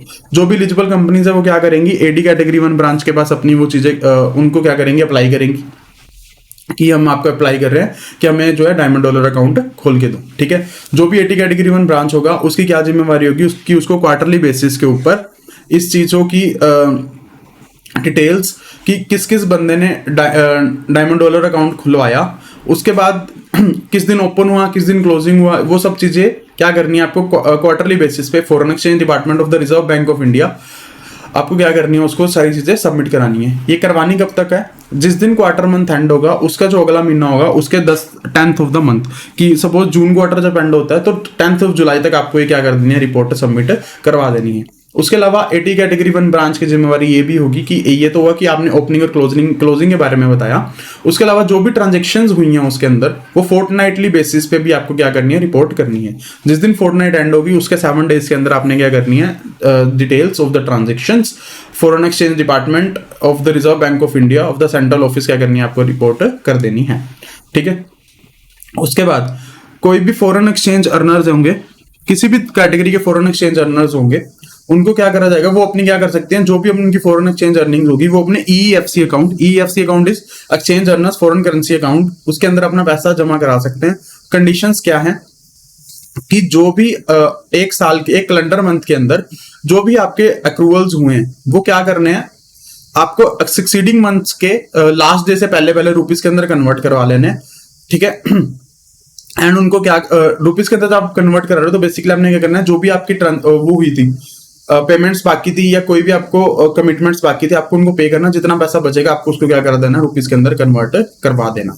लाइक इस फॉर एग्जांपल अगर हम महीना लेते हैं, सपोज जून का ही लेते हैं, तो जून की जो ट्रांजेक्शन होंगी आपने क्या करना, जून में जितनी ट्रांजेक्शन हुई आपके पास जितना पैसा आया, जितना आपने देना था नेट, आपके पास मान लो USD आपके पास बच गया है अराउंड $10,000, उसको क्या करना आपने 31 जुलाई से पहले पहले क्या करना है, इंडियन रुपीस के अंदर कन्वर्ट करा देना है, अगर वो पैसा EFC अकाउंट के अंदर पड़ा है। ओके, नेक्स्ट जो DDA की स्कीम दी गई, डायमंड डॉलर अकाउंट की स्कीम इसलिए दी गई ताकि जो एक्सचेंज अर्नर्स है वो क्या कर सके, अपनी कन्वर्जन ट्रांजेक्शन कॉस्ट को बचा सके। ठीक है, उसके अलावा जो फैसिलिटी है, this facility is not intended to enable exchange earners to maintain assets in foreign currency as India is still not fully convertible on capital account. इसका मतलब बेसिकली ये हुआ कि जो DDA स्कीम प्रोवाइड करी गई वो इसलिए करी गई ताकि आप अपनी कॉस्ट सेव कर सको, ना कि इसलिए करी गई कि आप फॉरेन करेंसी के अंदर अपना पैसा सेव करके रखो। वो आपको क्या करना पड़ेगा, विद इन स्पेसिफिक टाइम जो अपने ऊपर 1 मंथ पड़ा उसको कन्वर्ट करवाना ही पड़ेगा। ठीक है, नेक्स्ट हमारे पास आता है exchange earners foreign currency account. ठीक है, इंडिया के अंदर बंदा एटी कैटेगरी 1 ब्रांच के पास एप्लीकेशन देके एक फॉरेन करेंसी अकाउंट खुलवा सकता है, जो रेगुलेशन 4 के अंदर of the foreign exchange management regulation 2000 के अकॉर्डिंग खोला जाता है। उस अकाउंट को हम बोलते हैं exchange earner foreign currency account. ठीक है, रेजिडेंट इंडिविजुअल्स की जो डेफिनेशन है उसके अंदर उनके क्लोज रिलेटिव्स या joint holders of the EFC account भी क्या आ सकते हैं, उसके बीच में इन्वॉल्व हो सकते हैं, उनका नाम भी बीच में काउंट किया जाएगा। ठीक है, जो भी अकाउंट खोला जाएगा वो क्या होगा, नॉन इंटरेस्ट बेरिंग अकाउंट होगा। इसके अगेंस्ट कोई किसी भी तरीके की क्रेडिट फैसिलिटी, चाहे फंड बेस्ड हो चाहे नॉन फंड बेस्ड हो, वो नहीं प्रोवाइड करी जाएगी। ठीक है, उसके बाद जो भी फॉरेन एक्सचेंज अर्नर की ट्रांजेक्शन होगी वो अपनी 100% ट्रांजेक्शंस क्या कर सकते हैं, EFC अकाउंट्स के अंदर डिपॉजिट करा सकते हैं। ये सेम पॉइंट हम ऊपर क्या कर चुके हैं, डिस्कस कर चुके हैं। ठीक है, इसके अंदर जो एलिजिबल क्रेडिट्स होंगे, एलिजिबल क्रेडिट्स मतलब किस किस तरीके से इनवर्ट पैसा हम लाया जा सकता है, वो क्या होगा, जो भी आप इनवर्ट पैसा ला रहे हो वो नॉर्मल बैंकिंग चैनल्स के थ्रू आना चाहिए। ओके, उसके अलावा जो भी फॉरेन एक्सचेंज आया है, payment receive in foreign exchange पाया 100% एक्सपोर्ट यूनिट EOS यूज, या कोई भी ऐसी यूनिट जो एक्सपोर्ट प्रोसेसिंग जोन में या सॉफ्टवेयर टेक्नोलॉजी पार्क में, इलेक्ट्रॉनिक हार्डवेयर पार्क या किसी भी इस तरीके में एग्जिस्ट करती हैं, तो उनकी जो पेमेंट रिसीव्ड हुई है वो payment received in foreign exchange by unit in domestic tariff area for supplying goods to a unit in special economic zone out of its foreign currency account. So इसमें basically क्या है कि जो भी हमने ये अकाउंट पढ़ा ईईसी, इसके अंदर जो पेमेंट्स है वो किस तरीके से आ सकती हैं। कोई भी जो भी एक यूनिट, चाहे जो हमने अभी कैटेगरीज पढ़ी, export processing unit, export oriented unit, electronic hardware, किसी भी तरीके की अगर यूनिट्स एक्सपोर्ट कर रही है उनका पैसा रिसीव करा जा सकता है, या डोमेस्टिक टैरिफ एरिया के अंदर कोई भी उन्होंने अपनी सर्विसेज प्रोवाइड करी, वहां से अगर कोई पैसा आता है वो भी क्या करा जा सकता है, इसके अंदर डिपॉजिट करवाया जा सकता है, वो भी पैसा इस अकाउंट के अंदर क्या किया जा सकता है, क्रेडिट किया जा सकता है। ठीक है, उसके अलावा जो 80 कैटेगरी 1 ब्रांच है वो क्या करेंगे, अपने जो ईएफसी बैलेंस है, ठीक है, उसके अगेंस्ट क्या कर सकते हैं, उसके उसके बीच में से लोन्स क्या करे जा सकते हैं, आपको प्रोवाइड करे जा सकते हैं, क्योंकि उनके अगेंस्ट किसी भी तरीके की क्रेडिट फैसिलिटीज आपको प्रोवाइड करनी नहीं है, उसके बीच में से आप क्या कर सकते हो, लोन्स प्रोवाइड कर सकते हो। ठीक है, उसके अलावा जो 80 कैटेगरी 1 ब्रांच है वो ये भी अलाउ कर सकते हैं कि जो भी उन्होंने पैकिंग क्रेडिट लिया था, पैकिंग क्रेडिट बेसिकली क्या होता है कि एक्सपोर्ट फैसिलिटेट कराने के लिए आपको एक तरीके का लोन दिया जाता है, चाहे वो पैकिंग क्रेडिट आपको रुपए के अंदर रिसीव हुआ हो, चाहे वो फॉरेन करेंसी के अंदर रिसीव हुआ, वो अपने ईएफसी अकाउंट का बैलेंस यूज करके क्या कर सकते हैं, उसको पे कर सकते हैं। ठीक है, उसके अलावा अगर suppose where a part of the export proceeds are carried through the EFC account, कि ईएफसी अकाउंट की कुछ एक पार्ट, एक्सपोर्ट प्रोसीड का कुछ पार्ट ईएफसी अकाउंट के अंदर क्रेडिट हुआ, उसका पैसा ईएफसी अकाउंट के अंदर आया, तो जो भी आप अपना एक्सपोर्ट डिक्लेरेशन फॉर्म दोगे उसके अंदर आपको ये बताना है कि proceeds amounting to this representing this percent of the export realization credit to the EFC account maintained by the exporter with, कि like just suppose आपको 100 करोड़ रिसीव हुआ, टोटल आपका पैसा था 1000 करोड़, तो आप लिखोगे proceeds amounting to 100 crores representing 10% of the export realization credit to the EFC account maintained by the exporter with। तो ये आपको चीज क्या देनी है, उस चीज के अंदर आपको डिक्लेरेशन प्रोवाइड करनी है। ठीक है, सो ये था हमारा about the diamond dollar account. Diamond dollar account के बाद जो हमने देखा EFC account, exchange earners foreign currency account, की वो जो भी बंदा फॉरेन एक्सचेंज के अंदर अर्न कर रहा है अपना फॉरेन करेंसी अकाउंट खोल सकता है, वो रेगुलेशन 4 के अंदर खोला जाएगा। रिलेटिव की डेफिनेशन जो कंपनीज एक्ट वाली होगी हम वो लेंगे, इसके अंदर कोई भी क्रेडिट फैसिलिटीज आपको प्रोवाइड नहीं करी जाएंगी। ठीक है, और जो ये अकाउंट होगा वो non interest bearing current account होगा, इसके अंदर आप 100% पैसा आप फॉरेन एक्सचेंज में जो आपको रिसीव हो ईएफसी अकाउंट के अंदर जमा करवा सकते हो। उसकी कंडीशन क्या है कि जो भी आपका कैलेंडर मंथ जिसके अंदर पैसा रिसीव हुआ उसके अगले मंथ की लास्ट डेट से पहले पहले सारा पैसा रुपीज में कन्वर्ट कराना है। रीजन मीन इस स्कीम का जो बेनिफिट था वो इसलिए आया था ताकि ट्रांजेक्शन कॉस्ट को कम करा जा सके, ना कि आप अपनी फॉरेन करेंसी में एसेट्स मेंटेन कर सके। इसके अंदर पैसा किस किस के थ्रू आ सकता है, आप नॉर्मल बैंकिंग चैनल्स के थ्रू इसके अंदर पैसा लेके आ सकते हो, या किसी भी यूनिट जो स्पेसिफिक यूनिट से वो अगर बाहर पैसा सप्लाई कर रहे हैं उन्हें पैसा मिला, या किसी भी डोमेस्टिक टैरिफ एरिया के अंदर उन्होंने फॉरेन एक्सचेंज उन्होंने सर्विसेज प्रोवाइड करी उन्हें पैसा मिला हो, तो वो भी क्या कर सकते हैं, फॉरेन करेंसी अकाउंट के अंदर पैसा जमा अपना करवा सकते हैं। ठीक है, इस पैसे में से लोन प्रोवाइड करा जा सकता है। ठीक है, उसके बाद इस पैसे का यूज करके जो एक्सपोर्ट क्रेडिट्स है उनको क्या करा जा सकता है, रीपे करने की परमिशन हमें दी जा सकती है। उसके अलावा अगर टोटल एक्सपोर्ट रियलाइजेशन का कोई पार्ट रिसीव हुआ ईएफसी अकाउंट के अंदर, उसकी भी डिटेल आपको क्या देनी है, अपने एक्सपोर्ट डिक्लेरेशन फॉर्म के अंदर देनी है। ठीक है, इसको हम जल्दी से रिवाइज कर लेते हैं पूरे के पूरे पॉइंट 2 को। फॉरेन करेंसी अकाउंट वाला जो टॉपिक था उसके अंदर पार्टिसिपेंट कौन कौन हो सकते हैं, इंटरनेशनल एग्जीबिशन एंड ट्रेड वाले टेम्परेरी अकाउंट्स खोल सकते हैं, और बैलेंस जो है वो 1 महीने के अंदर आपके पास वापस आ जाना चाहिए। ठीक है, रिजर्व बैंक ईएफसी एप्लीकेशन खोल सकता है, एक्सपोर्टर फॉरेन करेंसी अकाउंट्स की जो एप्लीकेशन है वो कंसीडर करेगा। आप लोकली भी सबमिट करवा सकते हो या ऑनलाइन भी सबमिट करवा सकते हो। आप इंडियन बैंक में भी सबमिट करी जा सकती हैं या और फॉरेन बैंक के अंदर भी सबमिट करी जा सकती हैं। ठीक है, इंडियन एंटिटीज क्या कर सकती है, ओवरसीज ऑफिस के नाम पे भी क्या कर सकते हैं, फॉरेन करेंसी अकाउंट खुलवा सकते हैं। एसईजेड भी अपने क्या कर सकते हैं, अकाउंट्स खुलवा सकते हैं। इंडियन प्रोजेक्ट सर्विस एक्सपोर्टर्स जो हमने मेमोरेंडम पीएम की गाइडलाइंस थी उसके अंदर रहते रहते अपना क्या कर सकते हैं, अकाउंट खोल सकते हैं। ठीक है, डायमंड डॉलर अकाउंट खोला जा सकता है। डायमंड डॉलर अकाउंट किन के लिए खोला जाएगा, ऐसे लोग जो डील कर रहे हैं purchase sale of diamond and precious metal jewellery के अंदर। एलिजिबिलिटी क्या है कि वो 2 साल का ट्रैक रिकॉर्ड होना चाहिए, एंड उनकी जो एनुअल टर्नओवर है पिछले 3 साल की वो क्या होनी चाहिए, 3 करोड़ या उससे अबव होनी चाहिए। ठीक है, यहाँ पे रुपीज 3 करोड़ है। उसके बाद जो हमने क्या डिस्कस करा, ईएफसी अकाउंट डिस्कस करा। ईएफसी अकाउंट फॉरेन करेंसी के अंदर रेजिडेंट्स अपना क्या खोल सकते हैं, अकाउंट खोल सकते हैं।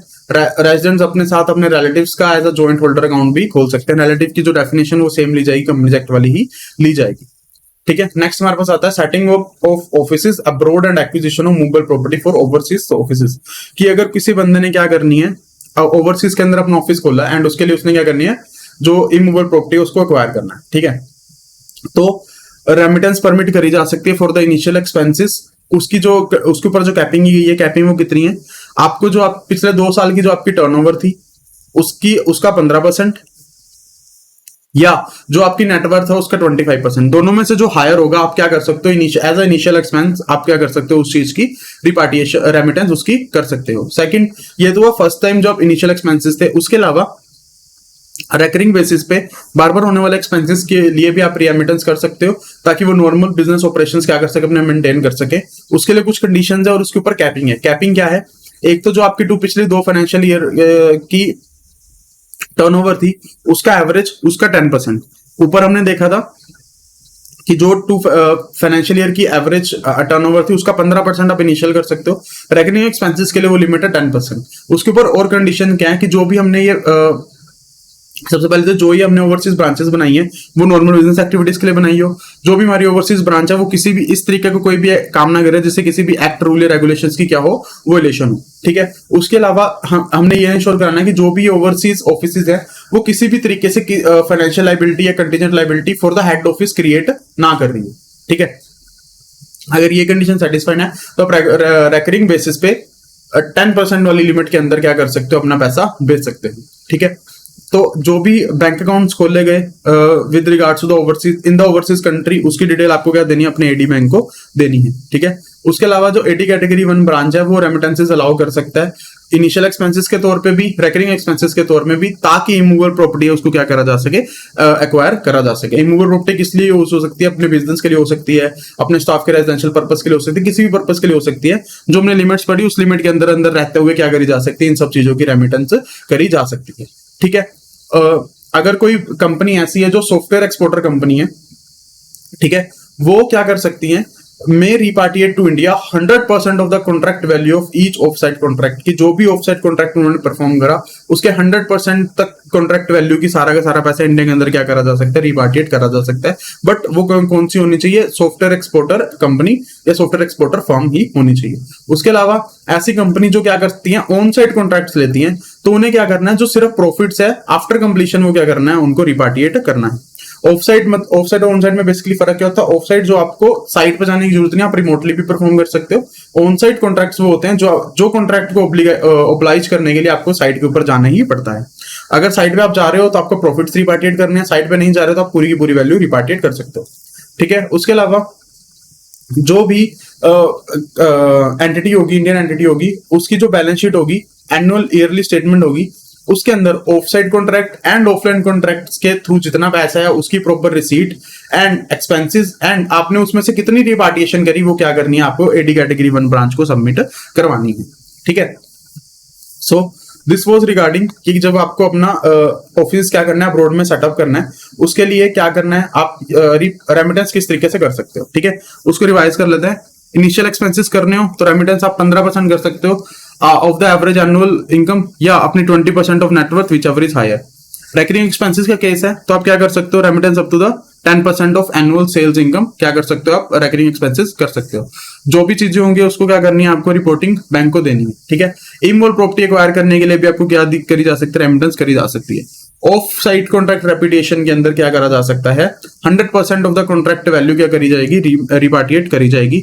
ऑन साइट के केस में क्या करी जाएगी, रिपार्टिएशन ऑफ प्रॉफिट्स, जितने एक्सपेंसेस होंगे उसमें लेस करके आपको जितना प्रॉफिट होगा आपको उसको क्या करना है, सबमिट करवा देना है, ठीक है। उसके बाद आपको जो ईयरली स्टेटमेंट प्रोवाइड करनी है, ईयरली स्टेटमेंट में आपको टोटल आपकी रिसीट्स कितनी थी, एक्सपेंसेस कितने थे, उसमें से आपको रिपार्टिशन कितनी की गई वो अपने एडी बैंक को क्या कर देनी है, सबमिट कर देनी है, ठीक है।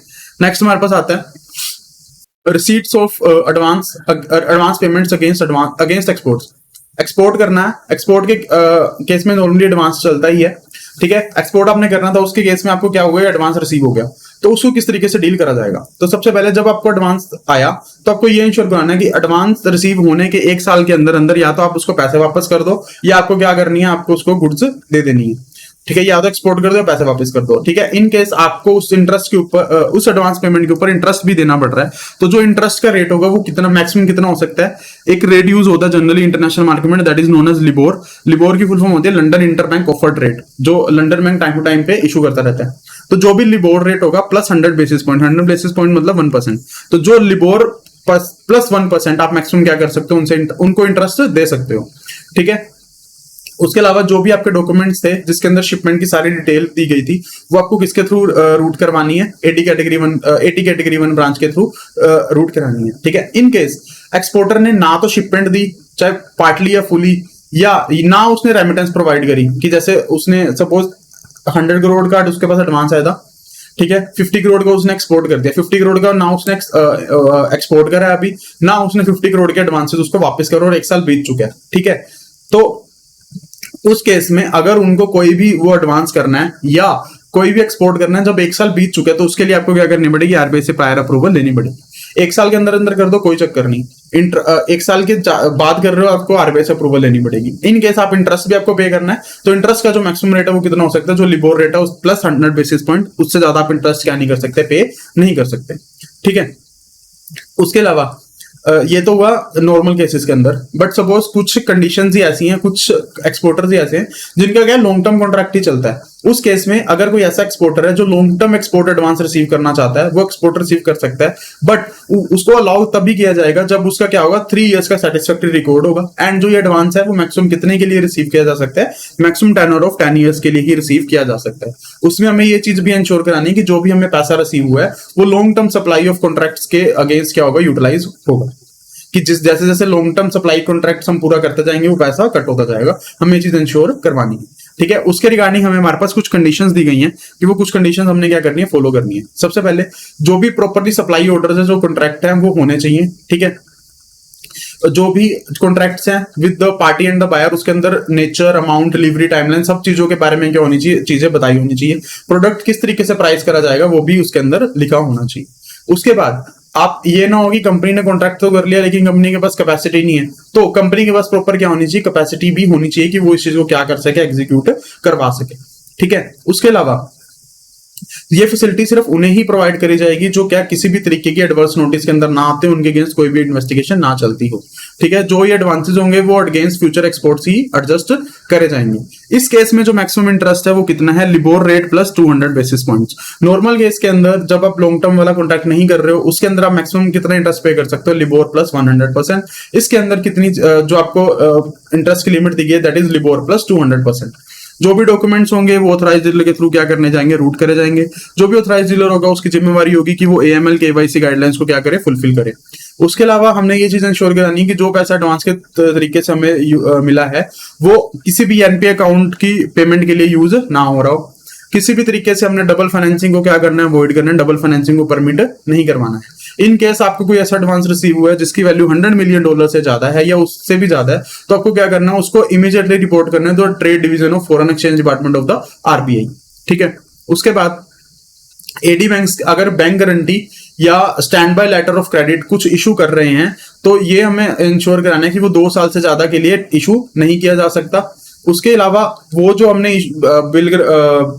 बैंक गारंटी या SBLC इशू करा है वो क्या होना चाहिए, किसी भी ओवरसीज बैंक के द्वारा डिस्काउंट ना किया जाए। कि ये ना हो कि आप सपोज SBI इंडिया से आपने बैंक गारंटी ली और SBI ऑस्ट्रेलिया से जाके आपने उसको डिस्काउंट करा लिया, वो चीज परमिसेबल नहीं। ठीक है, ओके। इसके अंदर एक चीज ये थी कि नॉर्मली जो बैंक गारंटी या SBLC इशू किया जाएगा वो किस मैक्सिमम पीरियड के लिए किया जाएगा, 2 इयर्स के लिए इशू करा जाएगा, लेकिन उसको एक रोल ओवर प्रोवाइड करा जा सकता है अलग 2 इयर्स का, मतलब 2 साल से बढ़ा के 4 साल करा जा सकता है। बट अगर जो एडी है वो क्या हो, सेटिस्फाइड हो कि जो कॉन्ट्रैक्ट है उसको क्या कर दिया जाएगा, परफॉर्म कर दिया जाएगा। ठीक है, इन केस जो आपको फॉरेन एक्सचेंज में पैसा मिलेगा वो EFC अकाउंट के अंदर भी क्या करा जा सकता है, क्रेडिट करा जा सकता है। ठीक है, तो अगर ये केसेस हैं, इस केस के अंदर क्या करा जा सकता है कि जो पैसा है वो लॉन्ग टर्म कॉन्ट्रैक्ट्स या लॉन्ग टर्म कॉन्ट्रैक्ट्स के रूप में लॉन्ग टर्म एडवांसेस के अंदर लिया जा सकता है, maximum of the period of 10 years. ठीक है, नेक्स्ट आता है हमारे पास जो AD exporters may be allowed by the AD category 1 branch to receive advance payments for export of goods which would take more than 1 year to manufacture and ship and for shipment of goods extending beyond the period of 1 year। तो ये क्या हुआ कि suppose आप कुछ आपका contract है जो आपको पता है कि आपने कुछ गुड्स के अगेंस्ट कॉन्ट्रैक्ट लिया, या कुछ ऐसी शिपमेंट है जो 1 साल से ज्यादा टाइम लेगी ही लेगी, 1 साल के बीच में उसको एक्सपोर्ट करना, उसको वापस देना पॉसिबल ही नहीं है। ठीक है, उस केसेस के अंदर किस तरीके से डील करा जाएगा, तो उस केस में 1 ईयर का पीरियड से भी बियॉन्ड उसको क्या करा जाएगा, एक्सटेंशन प्रोवाइड कर दी जाएगी। बट उसके अंदर हमने क्या चीजें देखनी है कि उसकी प्रॉपर क्या हो, KYC and due diligence of the overseas buyer क्या करियो, परफॉर्म करियो। एंटी मनी लॉन्ड्रिंग के जो भी स्टैंडर्ड्स उनके साथ क्या करना है, हमने कंप्लाई करना है। ठीक है, हमने ये इंश्योर कराना है कि जो भी एडवांसेस रिसीव हुए हैं वो सिर्फ उसी पर्पस के लिए यूज हो, किसी और पर्पस के लिए यूज ना हो। इन केस प्रोग्रेस पेमेंट मिल रही है, प्रोग्रेस पेमेंट बेसिकली क्या होती है कि जैसे जैसे आप प्रोग्रेस करोगे, जैसे जैसे कॉन्ट्रैक्ट पूरा होता जाएगा, उस तरीके से आपको पेमेंट मिलती जाएगी। इन केस प्रोग्रेस पेमेंट है तो जो प्रोग्रेस पेमेंट है वो भी क्या हो, as per the terms of contract हमें मिलनी चाहिए। इसके अंदर भी जो मैक्सिमम रेट परमिसेबल है for the interest that is LIBOR plus 100 basis point, जो ओरिजिनल वाला 1 ईयर वाली कंडीशन के अंदर था। ठीक है, अगर आप वैसे तो इंस्टेंट रिफंड होना नहीं चाहिए, इनकेस आप रिफंड कर रहे हो तो मैक्सिमम आप कितना रिफंड कर सकते हो, पिछले 3 साल में आपको जितना एडवांस पेमेंट मिला उसका 10% से ज्यादा आप क्या नहीं कर सकते, उसके अंदर रिफंड नहीं कर सकते। जो भी डॉक्यूमेंट्स थे जिसके अंदर सब चीजों की डिटेल थी वो आपको क्या करानी है, सेम ऑथराइज्ड डीलर बैंक के थ्रू ही रूट करवानी है। ठीक है, उसके बाद इन केस जो एक्सपोर्टर है, इस केस में शिपमेंट पार्टली या फुली नहीं कर पाता या रिफंड नहीं कर पाता किसी भी तरीके से इंटरेस्ट का या एडवांस पेमेंट का, तो क्या करना है, आरबीआई को बिना आरबीआई के अप्रूवल के वो चीज नहीं करी जा सकती। उसके लिए आपको पहले क्या करना पड़ेगा, आरबीआई का अप्रूवल लेना पड़ेगा। ठीक है, उसके बाद जो एडी कैटेगरी 1 ब्रांच होगा उसको ये इंश्योर कराना है कि ये चीजों का फॉलोअप लेता रहे एंड ये इंश्योर कराए कि जो एक्सपोर्ट परफॉर्मेंस है वो विद इन स्टिपुलेटेड टाइम क्या हो जाए, पूरी हो जाए। ठीक है, उसके बाद जो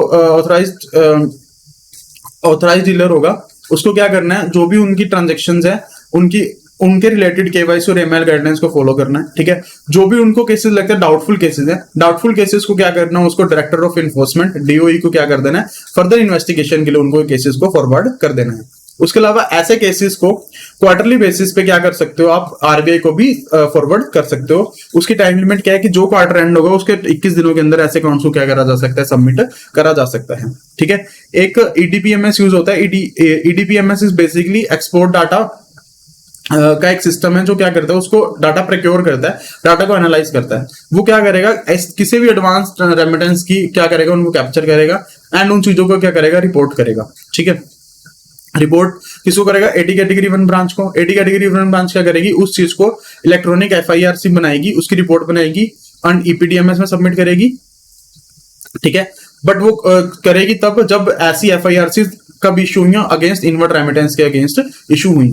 ठीक है, तो बेसिकली ईपीडीएमएस क्या करेगा, सारी रेमिटेंस की डिटेल्स को क्या करेगा, रिकवर करेगा। ठीक है, उसके अंदर एटी कैटेगरी 1 ब्रांच की क्या जिम्मेवारी होगी, जो भी इनवर्ट रेमिटेंसेज हैं, चाहे वो एडवांस हो, चाहे किसी भी पुरानी रेमिटेंस के किसी भी पुरानी आउटस्टैंडिंग अगेंस्ट एडवांस रिसीव हुआ, उसकी डिटेल किसको देगा, ईडीपीएमएस के अंदर सबमिट करेगा। ईडीपीएमएस के अंदर बैंक को इलेक्ट्रॉनिक फॉर्म के अंदर एफआईआरसी सबमिट करने हैं। एफआईआरसी सबमिट हर केस में होगा जिस केस में क्या होंगे, इनवर्ट रेमिटेंसेज होंगे। ठीक है, उसके बाद EDF approval for trade fair and exhibition abroad, EDF expose declaration form in case of trade fair and exhibition. In case जब आपकी ट्रेड फेयर या एग्जीबिशन में हो, उस केस में आप जो सेल्स है वो परफॉर्म कर सकते हो without the prior approval of the RBI. Okay, उसके अलावा जो भी आपकी अनसोल्ड आइटम्स थी, लाइक ये तो आने का ट्रेड फेयर में गए सारी की सारी आइटम्स बिक जाएंगी, कुछ आइटम्स आपके अनसोल्ड रहेंगी। जो आपके अनसोल्ड आइटम्स हैं वो चाहे तो आप वापस लेके आ सकते हो, किसी थर्ड कंट्री के अंदर भी लेके जा सकते हो। जो भी आपकी अनसोल्ड आइटम्स थी उसको क्या करा जा सकता है, अगर उनकी वैल्यू $5,000 तक है तो उसको आप क्या कर सकते हो, गिफ्ट भी कर सकते हो। ठीक है, उसके बाद जो एटी कैटेगरी 1 ब्रांच है वो EDF ऑफ एक्सपोर्ट्स आइटम्स जो आप डिस्प्ले के लिए लेके जा रहे हो या सेल के लिए लेके जा रहे हो, उनको अप्रूव कर सकते हैं। किस किस कंडीशन के लिए, किस किस कंडीशन में, कि आपने जो भी बिल ऑफ एंट्री थी, जो भी बिल ऑफ एंट्री फाइल करी, जब आपने उन चीजों को रीइंपोर्ट करा, रीइंपोर्ट मतलब कि आप गुड्स लेके गए तो आपने एक्सपोर्ट करा, जो चीजें नहीं बिकी उसको वापस ले, दैट इज नोन एज रीइंपोर्ट। जब आपने उसको रीइंपोर्ट करा तो अब क्या आपने क्या फाइल करी होगी, bill of entry. Bill of entry आपको क्या दे देनी है, उनको प्रोवाइड कर देनी है एटी कैटेगरी 1 ब्रांच को। सेकंड, जो भी आपने आइटम्स वहां बेची उसका पैसा आपको फॉरेन एक्सचेंज में मिला होगा, जो आप फॉरेन एक्सचेंज के उसकी कंडीशंस लगेंगी, उस पर कंडीशन लगेगी फैमा वाली। तो फैमा की जो कंडीशंस है उसके अंदर रहते रहते आप क्या कर लिया, आपने वो पैसा इंडिया के अंदर वापस ले आए। ठीक है, उसके बाद एक्सपोर्टर को एडी कैटेगरी 1 को ये बताना है कि किस तरीके से जो आइटम्स उनको एक्सपोर्ट करा गया एंड जो भी रिपार्टिएशन थी वो किस तरीके से वापस लाई गई। ठीक है, जो भी ये ट्रांजेक्शन होंगी एटी कैटेगरी 1 ब्रांच के द्वारा की गई वो क्या होंगी, अप्रूव होगी एंड उनका क्या होगा, 100% ऑडिट होगा। 100% ऑडिट करेगा कौन, इंटरनल ऑडिटर्स या इंटरनल इंस्पेक्टर्स, उनको क्या करेंगे, प्रॉपर ऑडिट करने वाले हैं। ठीक है, सो दिस वाज की एडवांस को किस तरीके से डील करना है। सबसे पहले आपको 1 साल के अंदर पैसा वापस करना है या एक्सपोर्ट करना है, नहीं करोगे आप इंटरेस्ट पे करोगे। इंटरेस्ट कितना हो सकता है, maximum LIBOR plus 100 basis points. अगर 1 साल से बाद आपको पेमेंट करनी है तो आप आरबीआई के अप्रूवल के बिना नहीं कर सकते। लॉन्ग टर्म कॉन्ट्रैक्ट्स भी कर सकते हो, जो जिनका टेन्योर मैक्सिमम 10 साल हो सकता है, उसके लिए हमने कुछ कंडीशंस देखी। उसके अलावा कुछ ऐसे केसेस हो सकते हैं जहां हमें पता ही है कि जो एक्सपोर्ट है वो 1 साल के बाद ही होने वाला है, वो भी चीजें हमने उसके बाद देखी। उसके अंदर हमने ईडीपीएमएस देखा कि उसके अंदर किस तरीके से एडी कैटेगरी 1 ब्रांच अपनी रिपोर्ट्स परफॉर्म करेगा, रिपोर्ट्स उनको देगा। उसके बाद ट्रेड फेयर एग्जीबिशन के अंदर ईडीएफ अप्रूवल किस तरीके से ली जाएगी, ठीक है। नेक्स्ट हमारे पास आता है EDF approval for export of goods for re import, ठीक है। कुछ केसेस में क्या होता है, लाइक सपोज मैंने एक मशीन ले रखी है, मैं उसके अंदर मुझे रिपेयर कराना है, हो सकता है मेंटेनेंस करानी है, उसी को टेस्टिंग करानी है, तो मैं उसको क्या करूंगा, एक्सपोर्ट करूंगा। एंड जब उसकी वो चीज पूरी हो जाएगी, मैं क्या करूंगा, उससे वापस री इम्पोर्ट करा लूंगा। फॉर एग्जाम्पल मैं एज एक्सपोर्टर, मेरे पास एक मशीन है, मैं मैन्युफैक्चर करता हूँ, वो मैंने ना क्या करा, जापान भेजी अपनी मशीन कि उसके अंदर इनोवेशन कर दो, रिपेयर कर दो, कुछ कर दो। तो जब फर्स्ट टाइम करी होगी, दैट इज एक्सपोर्ट। जब उन्होंने अपने सब चीजें परफॉर्म कर ली, तो उसके बाद क्या होगा, मैं उस चीज को वापस लाऊंगा, उस वापस चीज को क्या करूंगा, री इम्पोर्ट करूंगा। उस केस के अंदर ईडीएफ अप्रूवल किस तरीके से होगी, तो उस केस में ईडीएफ अप्रूवल ग्रांट करी जा सकती है। कंडीशन क्या है, सबसे पहले तो जो भी आपने री इम्पोर्टेशन के टाइम पे जो भी आपने बिल ऑफ एंट्री फाइल करी थी, वो आपको क्या करनी है, प्रोड्यूस करनी है in front of AD category 1 branch, ठीक है। इन केस गुड्स टेस्टिंग के दौरान कोई डिस्ट्रॉय हुए थे, तो एडी कैटेगरी 1 ब्रांच क्या कर सकता है, हमारे से जो टेस्टिंग एजेंसी होगी उनसे क्या ले सकता है, सर्टिफिकेट ले सकता है कि हाँ जो जो इस बिल ऑफ एंट्री के अगेंस्ट जो जो गुड्स गए थे या जो जो गुड्स आए हैं, उनमें से जो गुड्स डिस्ट्रॉय हैं उसके लिए आप क्या करो, एक सर्टिफिकेट इशू करो कि ये गुड्स क्या हो चुके हैं, डिस्ट्रॉय हो चुके हैं, ठीक है। उसके बाद सो दिस वाज कि अगर आप गुड्स करते हो री इम्पोर्ट, उस केस में ईडीएफ अप्रूवल मिलेगा कि नहीं। नेक्स्ट आता है री export of unsold rough diamonds from special notified zones of customs without export declaration form formality. तो ये काइंड ऑफ क्या कह सकते हो आप कि ईडीएफ फॉर्मेलिटी, ईडीएफ ना फाइल करने की इनको परमिशन है।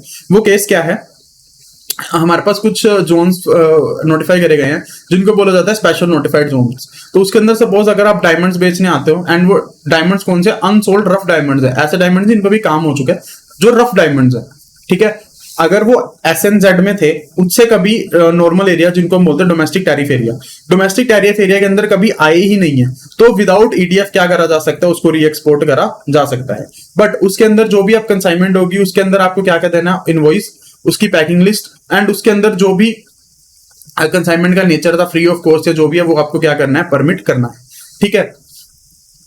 किसी भी कंडीशन में जो ये डायमंड्स है वो डीटीए डोमेस्टिक टैरिफ एरिया के अंदर नहीं आना चाहिए। अगर डोमेस्टिक टैरिफ एरिया के अंदर आते हैं तो आपको ईडीएफ की फॉर्मेलिटी परफॉर्म करनी ही करनी पड़ेगी, ठीक है।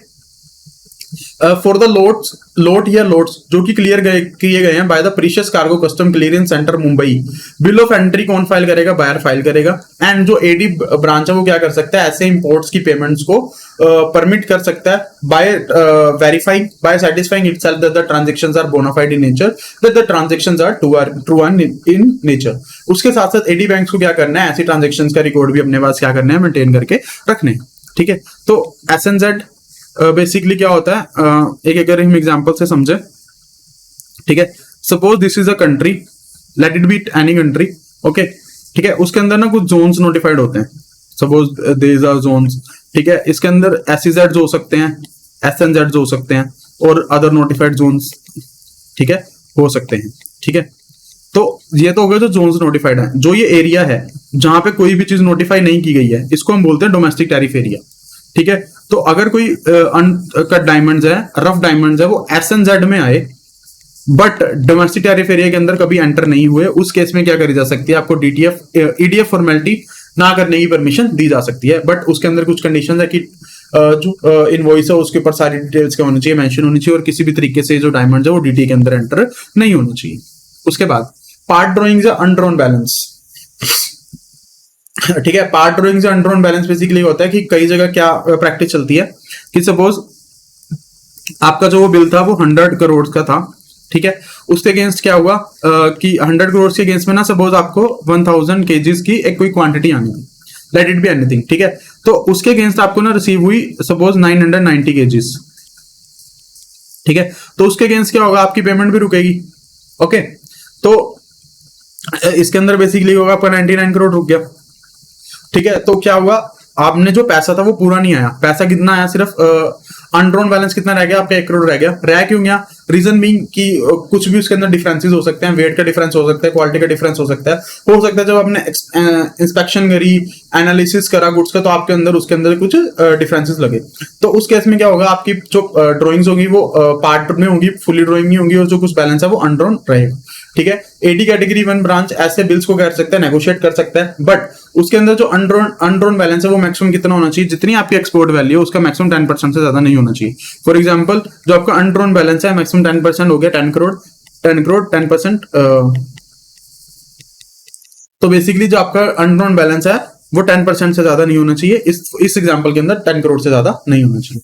उसके बाद जो भी अनड्रॉन बैलेंस रहेगा उसकी जो आपने डिक्लेरेशन है वो आपको प्रोवाइड करानी है कि या तो मैं पैसा सरेंडर कर रहा हूँ या किस तरीके को किस भी तरीके से मैं डील कर रहा हूँ, आपको ईडीएफ फॉर्म में वो क्या बताना है, उसकी अंडरटेकिंग आपको दे देनी है।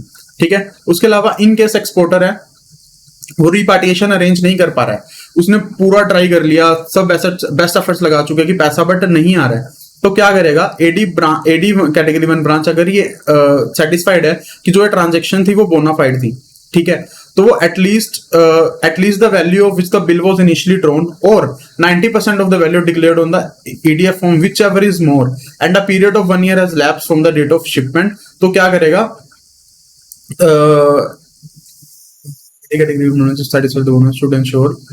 हाँ ठीक है, सॉरी, इसके अंदर बेसिकली है कि अगर एक्सपोर्टर ने अपने पूरे के पूरे एफर्ट्स लगा दिए बट वो पैसा नहीं आ पा रहा, तो उस केस में एडी कैटेगरी 1 ब्रांच ये इंश्योर करवाएगा कि एटलीस्ट उस बंदे ने या तो अपना जो उसका इनिशियल बिल था उसका जैसे वो जितना इनिशियल बिल रिलीज किया उसका पूरा का पूरा पैसा, या जो भी ईडीएफ फॉर्म के अंदर वैल्यू डिक्लेयर कर गई थी उसका एटलीस्ट 90%, दोनों में से जो भी ज्यादा होगा वो उसने रिकवर कर लिया हो।